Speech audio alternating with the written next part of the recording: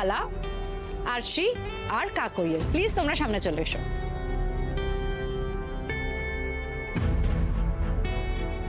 কি মনে হচ্ছে তোমরা কি সোহম আর জয়শ্রীর থেকে একটু বেশি স্কোর করলে? একটু কম কি মনে হয়? যাই হোক, আর টেনশন বাড়িয়ে লাভ নেই, স্কোরটা তো আমি জানি, বলে দিই।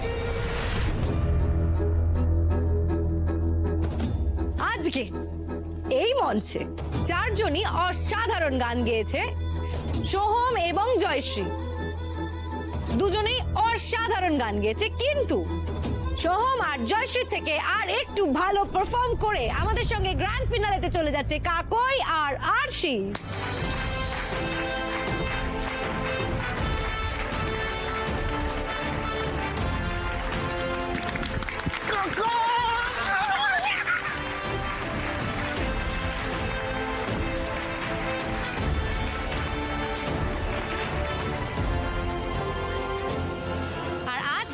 এই দুই বোনই স্কোর করেছে 28 আউট অফ 30।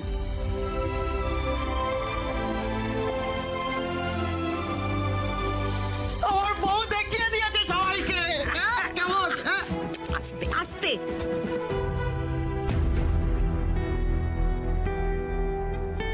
দিদি, কনগ্রাচুলেশনস রে, আর থ্যাংক ইউ সো মাচ কলকাঠি না নাড়ার জন্য। ঠিকঠাক জাজমেন্ট হলো।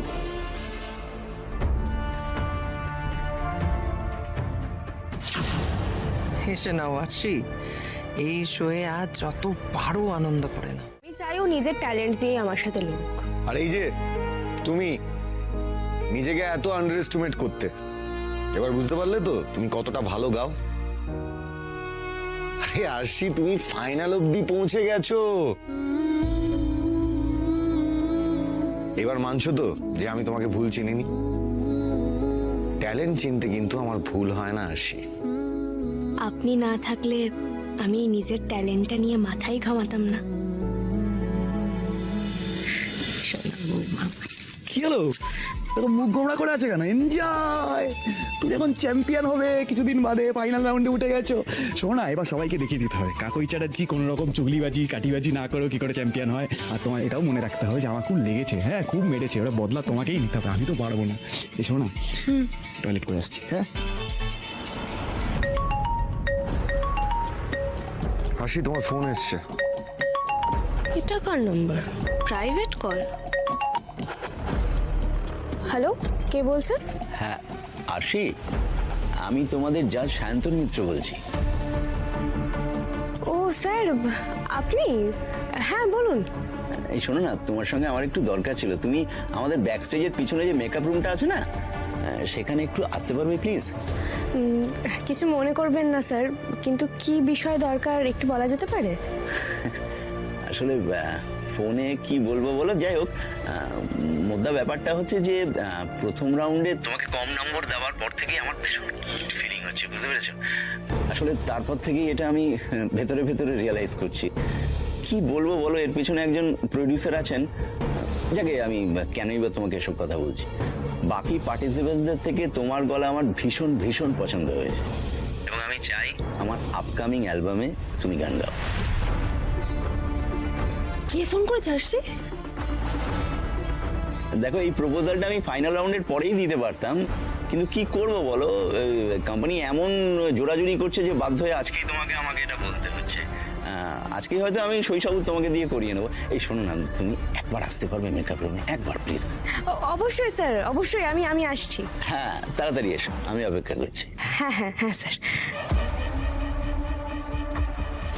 কি ব্যাপার আরশি, তোমাকে এত এক্সাইটেড লাগছে? আর কাকে বললে? কোথায় যাবে তুমি এখন? স্যার, সায়ন্তন স্যারের ফোন এসেছিল। উনি বললেন যে আপকামিং একটা অ্যালবামে আমাকে দিয়ে গান করাতে চান, তাই ফোন করে এক্ষুনি ওনার মেকআপ রুমে গিয়ে কথা বলতে বললেন। হোয়াট? রিয়েলি?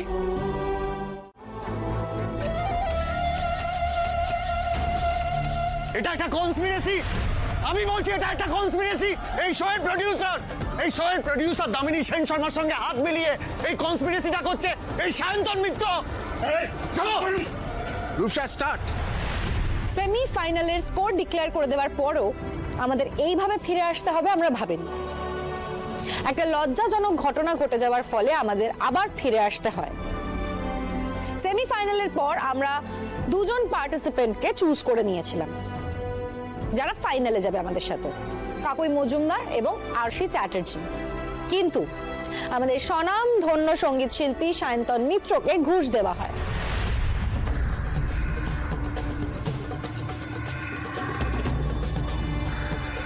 ফাইনালের স্কোর ম্যানিপুলেট করার জন্য। যেহেতু আমাদের চ্যানেল কোনো রকম অন্যায়কে আপোষ করে না, তাই চ্যানেল এই সিদ্ধান্তে এসে পৌঁছেছেন যে জাজকে ঘুষ দেওয়ার অপরাধে আরশি চ্যাটার্জিকে এলিমিনেট করা হলো।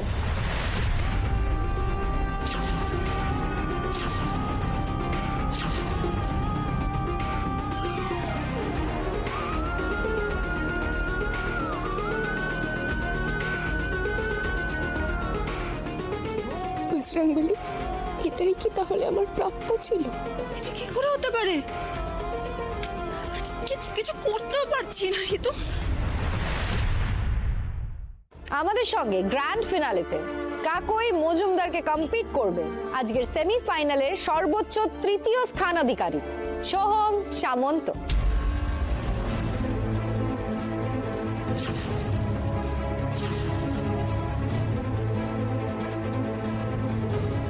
This is not done!